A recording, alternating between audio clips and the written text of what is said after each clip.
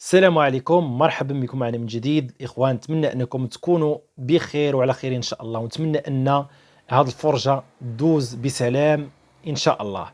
علاش؟ لان كنشوفوا الاعلام الاسباني كيتكلم على هذا الماتش هذا كانه حرب، كانه اعلان على حرب.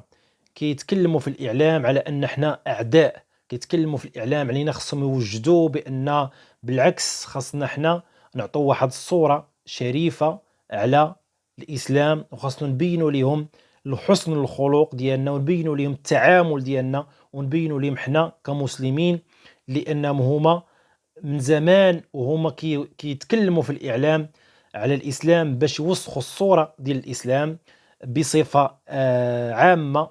من زمان هما كيتكلموا على الدول العربيه، لكن دوله قطر يعني استطاعت انها تبين العالم وعطات صورة شريفة للدول العربية، وبينت العالم على أنها دولة قادرة، وعطات أحسن مونديال. وهذا الشيء شهادة من أبطال عالميين ومن ممارسين رياضيين، بالشهادة ديالهم كيقولوا بأنه هذا أحسن تنظيم وأحسن مونديال على مر التاريخ.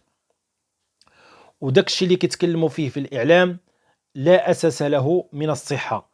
داكشي اللي تيقولوا دين التطرف ودين العنصرية ودين ما عندوش حقوق الدين ما عندوش حقوق المرأة ودين تطرف وكذا، ملي شاو على أرض الواقع شافوا بأن هاد الناس عندهم أخلاق حسنة وعندهم تعامل حسن، والبيوت ديالهم مفتوحة للجميع، وكيشوفوا أحسن مونديال كيدوز على مر التاريخ. وهذه الشيء شهادة من السياح. كذلك غتشوفوا معايا هذا الفيديو ديال سائحة إسبانية اللي تجولت كاع المدن ديال قطر، وكنت كتبين الإعلام على أن الإعلام الأوروبي داكشي اللي كيقولوا راه لا أساس له من الصحة. Muy buenas, ¿qué tal chicos? Una cosita, ¿sois españoles? Sí. Vamos, ahí, vamos España. Os puedo hacer unas preguntitas. ¿De dónde venís? ¿De Madrid? De Madrid. ¿Y dónde os estáis hospedando? Pues en casa de mi marido. En mi casa. Ah, en tu casa. Sí. ¿Vives aquí en Qatar? Sí. Y- ¿De dónde sois? Nosotros somos de Mallorca. Ah, muy bien. ¿Qué estáis? ¿Haciendo un streaming o estáis...? Sí, Ah, en nuestro canal, Alicia y Hernán. muy bien. ¿Y qué te voy a decir yo? ¿Qué tal, cómo veis este mundial con España? Ah, lo vemos fenomenal. Nos Sí. estamos pasando en grande. Sí, qué bien. ¿Y la organización de La Qatar? organización por ahora es fantástica. Sí. Yo no tengo ninguna pega, no sé vosotros. Y sobre el tema de los temores, esto que están diciendo, que si la mujer, que si no puede entrar, que si sí, que si los derechos humanos, que la gente que está en contra en venir. Ajá. ¿Qué opinas de eso? Bueno, que deberían de venir aquí para ver qué es lo que pasa aquí. Yo llevo 8 años viviendo aquí y no tengo ningún problema.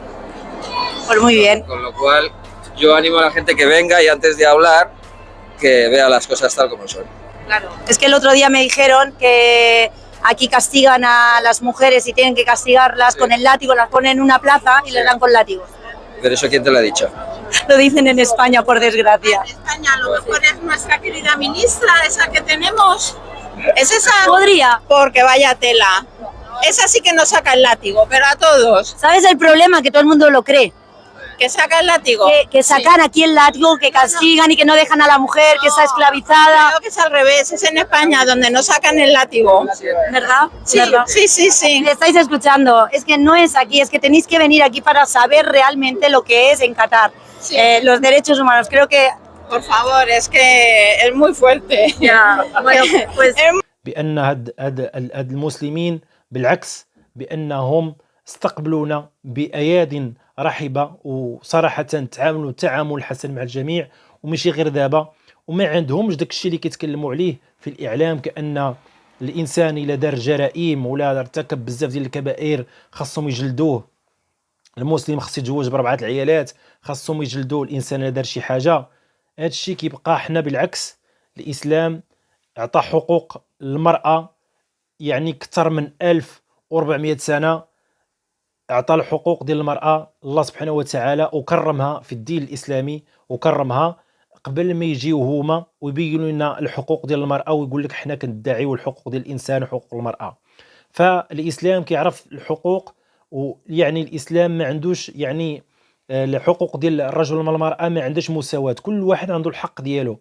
ما كندعوش السواسية، ما عمر الحق ديال المرأة ما كيكون متساوي مع الراجل، ولكن كل حق حقه. المرأة عندها حق ديالها والراجل عنده حق ديالو. فما كان يمكنش ان الله سبحانه وتعالى في هذا القرآن والدستور انه يضيع حق ديال شي واحد. فالله سبحانه وتعالى يعني كرم المرأة وعطاها الحق ديالها، ووجوههما في الاخير تيقول لك بان حقوق المرأة الى غير ذلك. فهاد الناس اللي كيرتكبوا مثلا جرائم ولا كيرتكبوا كبائر، كل واحد هو مسؤول على نفسه.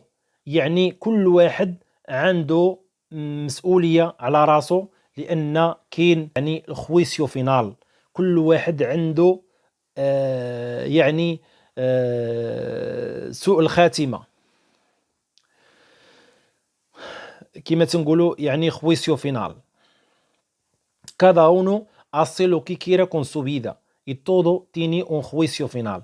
يعني ما كنقدروش ندخلوا في شي واحد ولا يعني نفرضوا عليه ولا نعاقبوه ولا شي حاجه. العقوبه عندها لوازم ديالها. العقوبه في الدول العربيه باسرها كاين العقوبات عندها لوازم ديالها. الانسان الا انتهك تعدى ولا انتهك حقوق الغير ولا شي حاجه، هذاك التعدو فعلا، ولكن واحد الحاجه اللي كتكون يعني بالتشهير في الشارع العام قدام امام الملأ، فهنا كتحتاج واحد المعاقبه اللي كتكون معاقبه عبر يعني بالسجن وبالغرامات كذلك.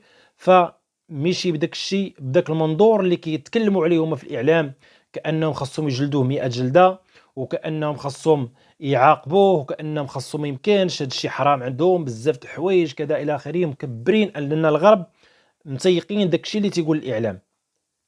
الغرب متيقين على ان المسلمين راهم متطرفين، ومتيقين داكشي اللي كيقول الاعلام. لكن في اخر المطاف يعني الاوروبيين في هذا المونديال عرفوا الحقيقه على ان الاعلام كاذب، وداكشي اللي كيقولوا لا اساس له من الصحه، وعرفوا باللي ان الاسلام والمسلمين ناس كرماء وناس لطفاء وناس يعني يرحبوا بك وديورهم مفتوحه للجميع. عرفوا بان كل شيء داكشي لا اساس له من الصحه. وقطر دولة اللي استغلت الفرصة وحاولت أن في هذا العرس الكروي أنها تبلغ الرسالة ديالها، ويعني وحضرات يعني دعاة كبار، منهم ذاكر نيك الهندي اللي كان يعني مرفوض من بزاف ديال الدول، انهم كانوا معارضينه وكانوا رافضينه، انهم يبغوش الدعوات ديالو تنشر عبر العالم. لكن في اخر المطاف بغى الله سبحانه وتعالى وحب الله انه يجي يبلغ الرساله ديالو في هذا الحفل، في هذا العرس الكروي، ان الرساله وتنشر الدعوه الاسلاميه يعني، وتنشر الاسلام. وكنشوفوا بزاف ديال المسلمين اللي دخلوا يعني افواجا في الاسلام، وهذا الشيء فضل من الله سبحانه وتعالى. لعله خير ان شاء الله ان الناس تعرف الحقيقه ما كان يدور منذ سنين وهما كيوسخوا الصوره ديال الاسلام وكيتكلموا على الاسلام بصوره سيئه، على ان احنا كمسلمين رحنا ناس يعني سيئين. فلهذا رساله ديالي من الاخر كنوصلها للجميع. الماتش ان شاء الله قريب. نتمنى انكم تفرجوا في ديوركم، ولا حتى الناس اللي تفرجت في المقاهي، الناس تخرج تكون سلميه وتكون محبه بينكم. حتى لا بغاو يبروفوكيك ولا بغا انهم يجبدوكم ولا يجبدوا المشاكل معاكم، بينوا ليهم نتوما ناس عندكم اخلاق حسنه وعندكم تعامل مزيان باش انكم تخرجوا من هذا الفخ اللي باغيين ينصبوه لكم، باش يشوهوا السمعه ديال الجاليه المغربيه في اسبانيا. حنا عندنا بحال يعني بالعكس، يعني كنشوفوا كتجرنا واحد الميوله للوطن ديالنا، روح وطنيه، بغينا الفريق الوطني يربح من طبيعه الحال. ولكن دائما الرياضه فيها رابح وفيها خاسر. لابد من واحد الفرقه اللي خصها تخرج في هذه المباراه هذه، ولا توقاتنا ما عندنا ما غادي نديرو، غنتقبلوها بقلب رحب، ما عندنا ما نديرو. ولا ربحنا خاصهم يتقبلوه هما كذلك، وهذه الرياضه. وانتم بغينا نوصل لكم هذه الرساله، خاصكم تكونوا حذرين في هذا الفينال هذا ان شاء الله. انا كنسميه فينال لانه فينال صراحه، لانه ديربي اسباني مع المغرب الجار، لانه دائما وعندنا حسابات طويله وخصنا نربحوا هذا الماتش ان شاء الله، وعندنا ثقه كامله في اللعابه ديالنا الجداد ان شاء الله. الشباب اللي بغيناهم انهم يعطوا يرفعوا العالم ديالنا، والعالم يعرف المغرب اللي بزاف ديال الدول ما كانش تعرف المغرب ولا تعرف شكون هو المغرب، اللي تاهل ان شاء الله، ونتمنى لكم التوفيق ومربوحه ان شاء الله. ما تنساوش تبارطاجيو هذا الفيديو باش توصل الرساله للجميع. كنحييكم ونلتقي في فيديو قادم. السلام عليكم.